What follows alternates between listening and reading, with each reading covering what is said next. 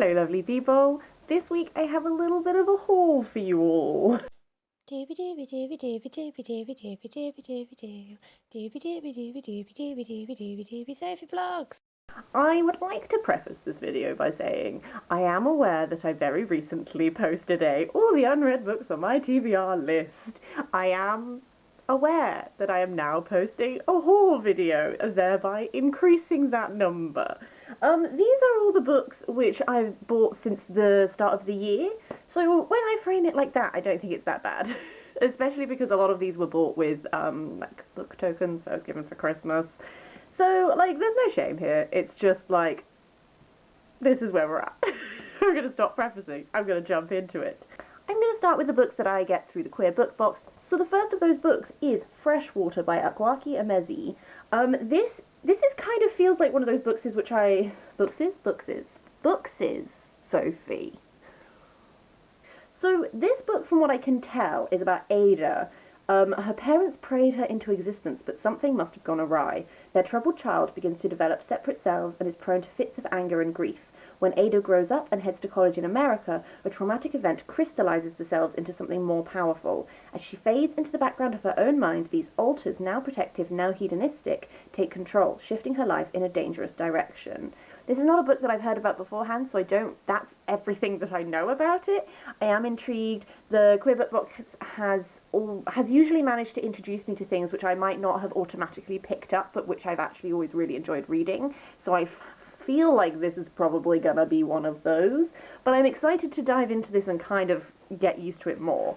There was a small problem with the, I think, February book, whereby a bunch of people got sent the wrong book, and I was one of those people. So, I also have Common Sense for the 21st Century, Only Nonviolent Rebellion Can Now Stop Climate Breakdown and Social Collapse by Roger Hallan, who is one of the founders of Extinction Rebellion.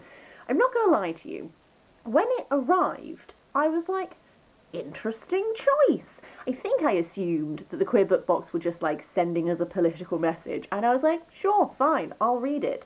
Turns out there was a small mix-up. The book which I should have got, which I now have got, is Easier Ways to Say I Love You by Lucy Fry, which I believe is a candid account of the complexities and joys of polyamory and queer family making.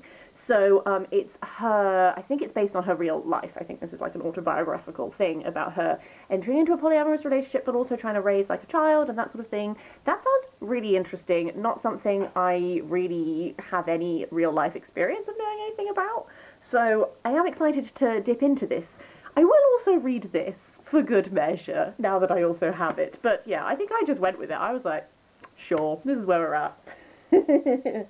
Moving on, I also picked up The Obelisk Gate and the Stone Sky by N.K. Jemisin. I recently read the 5th season after I meant to read it for ages, kept putting it off. Absolutely loved it.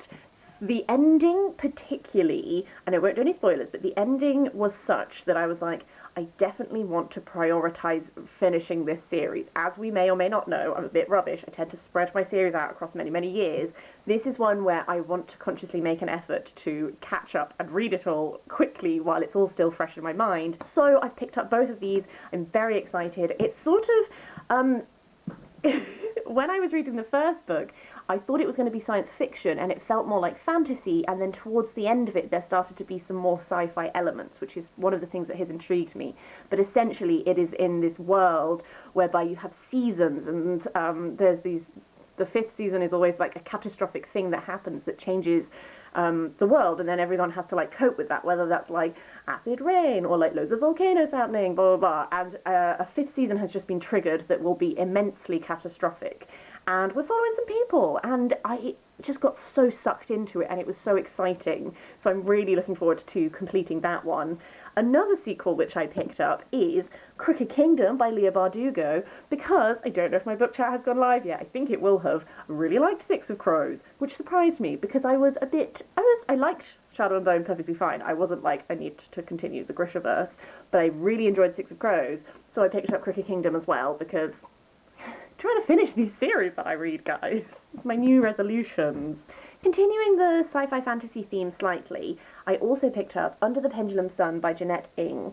This is a book that has been on my radar for ages, and I've really wanted to check it out, and it's Fae-inspired fantasy. So, Catherine Helston's missionary brother, Lion, has disappeared while bringing the Gospels to the Dark Continent, not Africa but Arcadia, legendary land of the magical Fae. Desperate for news of him, she makes the perilous journey to that extraordinary land, but once there she finds herself alone and isolated in the sinister house of Gethsemane. At last there comes news. Her beloved brother is riding to be reunited with her, but the Queen of Fae and her insane court are hard on his heels. This sounds very intriguing. I do love Fae fantasy. It is a genre that I really enjoy. I think the cover is stunning. And I've heard, I think it was Jean at Jean Bookish Thoughts, someone like that has said really good things about this book that has meant I've been on the lookout for it slightly, so I am very excited to check into it some soon. Moving into a bit of middle grade, I picked up 3 middle grade books recently. First of all is A Pinch of Magic by Michelle Harrison. This is not just a cover by, but good God, this cover is beautiful. I've mentioned before that like gold is my favourite colour and I love covers that have gold as a highlighting method, and I think this is absolutely beautiful. Even the back, also absolutely stunning. Michelle Harrison has recently released the second book in this series, which also has a stunning cover, and I was like, this is my thing. I'm going to read this series. As far as I can tell, it is 3 sisters that are trapped within an ancient curse, and I think this book focuses a lot on that sisterly bond and then also trying to break this curse and like magical elements and stuff like that. Those are all things which I like in my middle grade, so I'm hoping that this is going to be the start of a beautiful middle grade love affair with this series, and that I will also want to pick up the second book when this is done, but I wasn't confident enough to pick up the second book at the same time, so I just picked up the first, because that's a sensible thing to do. I also picked up The Smoking Hourglass by Jennifer Bell, which is the second book in the Uncommoners series. I don't think the book chat will have gone live yet where I talk about The Crooked Sixpence, which is the first book in that series, but my friend lent me that book because she's also into middle grade. It's essentially about this brother and sister, Ivy and Seb, and their grandma has an accident, and then mysterious things start happening, and they become aware of this other world called Lunador, where there are uncommon things, and uncommon objects are objects which appear to be like common objects that things would be in our world, like, you know, like a comb, but actually they do magical things. And it was a perfectly fun, enjoyable book. I thought it was a nice little middle grade read. This is the second book in the series. I saw it in a second-hand shop. It was only £2, and I was like, I enjoyed the series enough to continue with it, and so when I've read this, I'm going to lend it to my friend, so then we will both be catching up with the series. It's also the covers by KJ Manford, which I've mentioned a couple of times on my channel because he's one of my favourite cover illustrators. There are just some really nice covers in this haul. I have no apologies for that. The final middle grade book is one that I have already read, and I don't usually buy a lot of books that I have already read because I'm just like, I've already read them, it's fine. Except I really want to do a reread of this whole series. So I picked up The Girl Who Soared Over Fairyland and Cut the Moon in Two by Catherine M. Valenti, which is part of Catherine M. Valenti's Fairyland series. I adore this series, it's one of my favourites. I only own some of the books in it because I bought some of them for my mum for her birthdays and Christmases because we do a lot of sharing of reading. So we both have like a jigsaw, disjointed little collection of them. So I am trying to build up my own collection of these again so I can eventually do a reread of the series. This cover needs a little bit of a clean. It's a little bit dirty. I want to give it like a little anti-bac scrub. But this series is about September, who travels to Fairyland on the Green Wind and has these adventures. She meets a wyvern called A through L, who is a cross between a wyvern and a library, and he knows all of the things that are in the dictionary between A and L, and it's just one of my favourite, most magical middle grade series, and I really want to do a reread. So I picked this one up to add.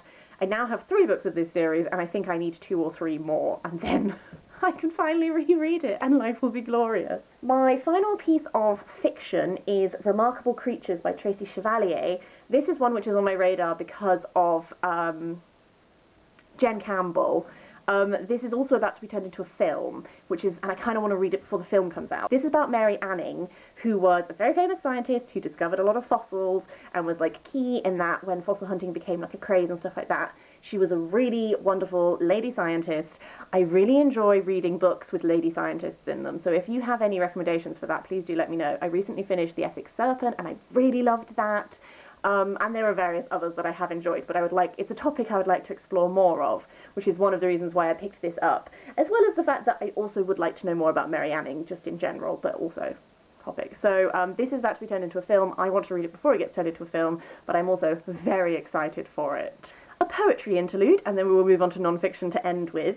Some poetry I picked up is Blue Horses by Mary Oliver. Mary Oliver is a poet who I don't know as well as I would like to. Some of her poems really cut me to my very soul and touch me and mean a lot to me. And I think it's a shame that I haven't explored her further. I decided against, I had this as one of my book voucher buys, I decided against going for her like full collected works because I thought that might be a bit overwhelming to start with. So I thought I would start with a little collection, familiarise myself with this. This doesn't have any of the poems of hers that I already know in, so it's going to be just like going in blind, seeing what it's like. But I do find her very affecting, so I would like to get to know her better. This other one I'm really excited about as well. This is What Sappho Would Have Said, edited by Emma Donoghue. This is 4 centuries of love poems between women.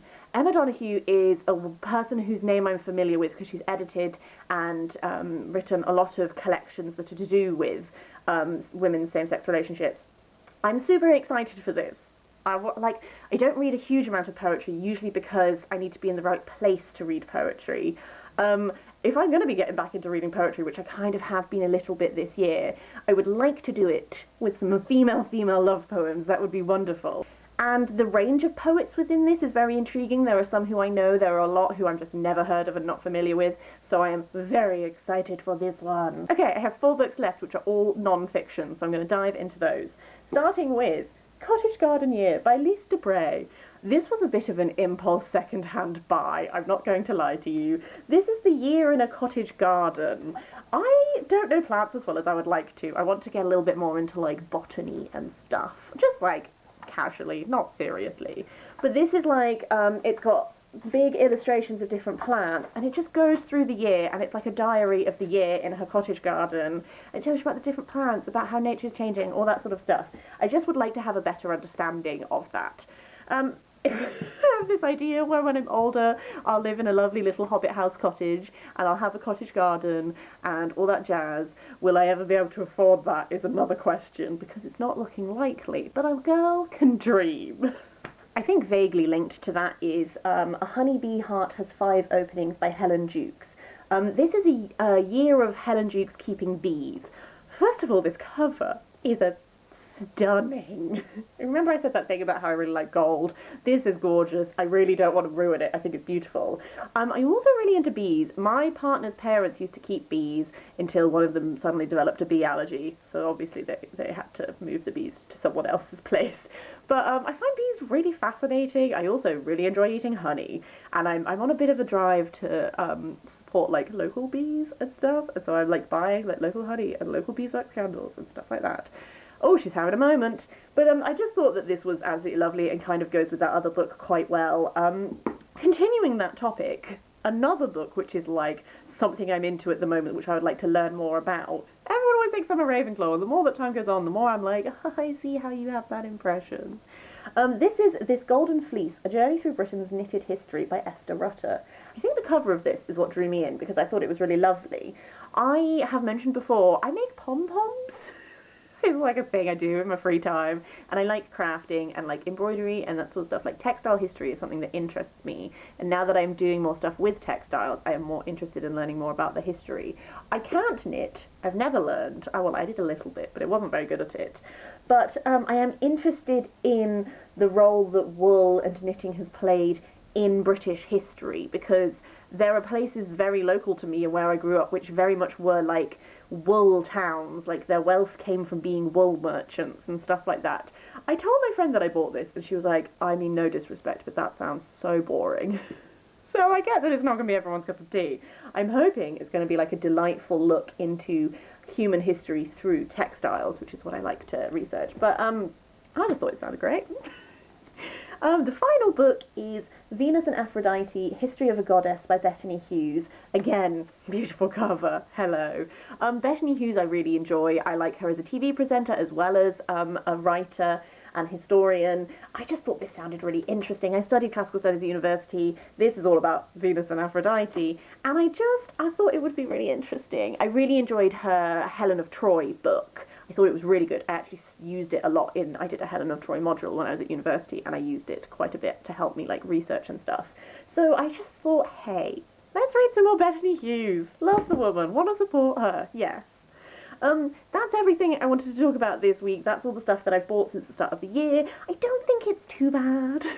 I don't care. I will enjoy it. I have no apologies to make. I would love to hear if you've read any of these, if you have thoughts on any of these, if you have recommendations of any books that you think are similar to this that I might like, or any of those topics I've talked about. Do let me know. I would love to hear them. Otherwise, I hope you're having the loveliest of days, and I'll see you next time with something different.